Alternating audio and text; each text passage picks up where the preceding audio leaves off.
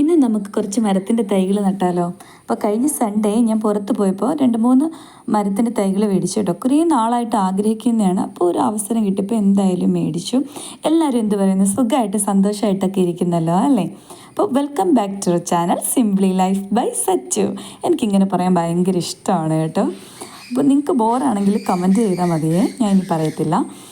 അപ്പോൾ ഇത് 2 അഗസ്തിയുടെ തൈ മേടിച്ചിട്ടുണ്ടായിരുന്നു. പിന്നെ ഒരു മൽബറി, ആപ്പിൾ ജാമ്പയുടെ തൈക്ക് ഒരുപാട് നാളായിട്ട് മേടിക്കണമെന്ന് വിചാരിച്ചതാണ് കേട്ടോ.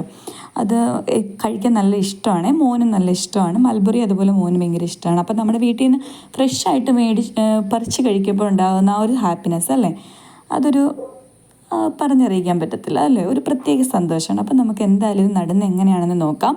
ഞാൻ ഒരുപാട് വീഡിയോസൊക്കെ സെർച്ച് ചെയ്തിട്ട് എനിക്ക് ഏറ്റവും ബെറ്റർ ആണെന്ന് തോന്നിയ ഒരു ഐഡിയ ആണ് ഞാൻ എടുത്തിട്ടുള്ളത്. ഈ രീതിയിൽ ഞാൻ ഇതുവരെ നട്ടിട്ടില്ല, ഇതിപ്പോൾ ഫസ്റ്റ് ടൈമാണ്. എന്തായാലും ഹെൽത്തി ആയിട്ട് വളർന്നു വരുന്നത് തന്നെയാണ് എൻ്റെ പ്രതീക്ഷ. അപ്പോൾ കുഴി നമ്മൾ 2-3-4 ദിവസം മുന്നേ എടുത്തിട്ടതാണ്, പക്ഷേ എനിക്ക് നടാൻ ടൈം കിട്ടിയില്ല. അപ്പോൾ കുഴി എടുത്തിട്ടപ്പോൾ നമ്മൾ പുറത്തേക്ക് ഇട്ട മണ്ണിനകത്തേക്ക് ചരളൊക്കെ പിറക്കി മാറ്റിയതിന് ശേഷം ഒരു ചട്ടി ചാണകപ്പൊടിയും കുറച്ച് എല്ലുപൊടി, കുറച്ച് വേപ്പൻ പിണ്ണാക്ക്, പിന്നെ എൻ്റെ കയ്യിലുണ്ടായിരുന്ന കുറച്ച് ജൈവവളം കൂടി ചേർത്ത് നന്നായിട്ട് മിക്സ് ചെയ്ത് ആ കുഴിയിലേക്ക് ഇടുക. കുഴിയിലേക്ക് ഇട്ടതിന് ശേഷം അതിനകത്ത് നമ്മൾ എന്ത് ചെയ്യണം, ഒരു കുഞ്ഞി കുഴി ഉണ്ടാക്കണം. കുഞ്ഞി കുഴി ഉണ്ടാക്കിയതിന് ശേഷം നമ്മൾ ഈ കവർ പൊട്ടിച്ച്, അപ്പോൾ അതൊക്കെ വേരൊന്നും പൊട്ടാതെ വേണം അത് നമ്മൾ പൊട്ടിച്ചെടുക്കാനായിട്ട്. അപ്പോൾ ആദ്യം ഞാനാണെങ്കിൽ കവർ പൊട്ടിച്ചെടുത്തപ്പോൾ അതിനകത്ത് നിന്ന് കുറച്ച് മണ്ണ് മാറ്റിക്കളയാമെന്ന് വിചാരിച്ചു.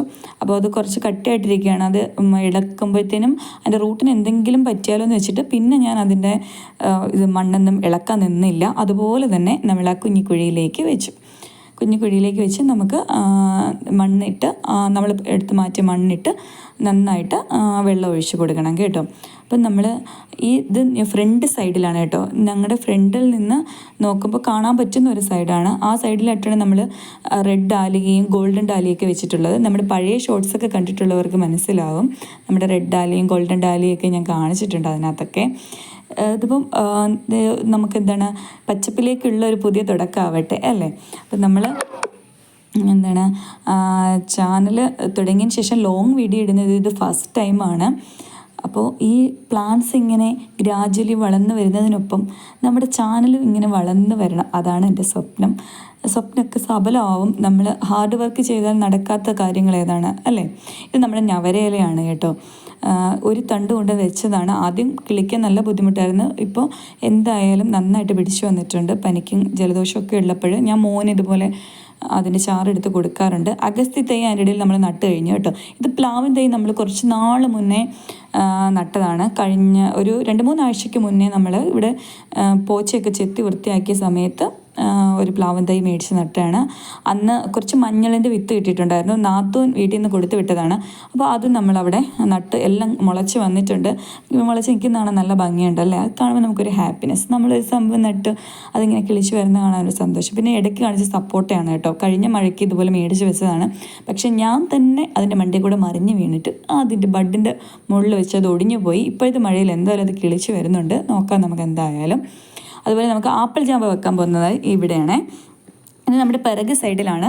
അവിടെ ഒരു പറങ്കിമാവ് ഉണ്ടായിരുന്നു, അതിൻ്റെ സൈഡിൽ നിൽക്കുന്ന പറങ്കിമാവാണ്. പക്ഷേ അതിപ്പോൾ അത് മുറിച്ച് കളഞ്ഞു. അത് നമ്മുടെ ആ ബോർഡർ ആയതുകൊണ്ട് അത് അവിടെ ബുദ്ധിമുട്ടാവണ്ടെന്ന് വെച്ചിട്ട് അത് മുറിച്ച് കളഞ്ഞു. അപ്പോൾ ഇതിവിടെ നല്ലൊരു അറ്റ്മോസ്ഫിയർ ആണെന്ന് തോന്നുന്നു. അവിടെ വെക്കുന്ന സാധനങ്ങളെല്ലാം നല്ല ഹെൽത്തി ആയിട്ട് വരാറുണ്ട്. ആവശ്യത്തിന് വെയിലും എന്നാൽ നല്ല തണലും ഒക്കെ കിട്ടുന്ന ഒരു ഏരിയ ആണ്. അപ്പോൾ അവിടെയും ഇതുപോലെ നമ്മൾ മാറ്റിയിട്ട മണ്ണിലേക്ക് ഒരു ചട്ടി ചാണകപ്പൊടിയും എല്ലുപൊടിയും വേപ്പിൻ പിണ്ണാക്കും എല്ലാം ചേർത്ത് മിക്സ് ചെയ്ത് കുഞ്ഞിക്കുഴി ഉണ്ടാക്കി അതിന് ആ മണ്ണിൽ കുഴിയിലേക്ക് ഇട്ട ശേഷം കുഞ്ഞിക്കുഴി ഉണ്ടാക്കി നമുക്ക് അതിനകത്തേക്ക് വെച്ച് കൊടുക്കാം കേട്ടോ. ഇതിൻ്റെയും ഞാൻ വിചാരിച്ചു ഇത്രയും കട്ടിയായിട്ടുള്ള മണ്ണ് ഇളക്കി കളയാമെന്ന് വിചാരിച്ചു. പിന്നെ കുറച്ച് ഇളക്കി കളഞ്ഞിട്ട് വേരൊക്കെ റൂട്ടൊക്കെ പൊട്ടിപ്പോയാലോ എന്ന് ഒരു പേടി കാരണം അതിനകത്തേക്ക് വെച്ചു. അതിനകത്ത് അവരൊരു ഊന്ന് കൊടുത്തിട്ടുണ്ട് കേട്ടോ ഓൾറെഡി. അപ്പോൾ ഇതൊക്കെ കായ്ച്ചു വരാൻ ഒരു 2-3 വർഷത്തിനുള്ളിലൊക്കെ കായ്ക്കുമായിരിക്കും അല്ലേ. ആരുടെയെങ്കിലുമൊക്കെ വീട്ടിലുണ്ടെങ്കിൽ ഒന്ന് കമൻറ്റ് ചെയ്യണേ, എത്ര നാളും എടുക്കും ഇതൊന്ന് ഹെൽത്തി ആയിട്ട് വരാനെന്ന്.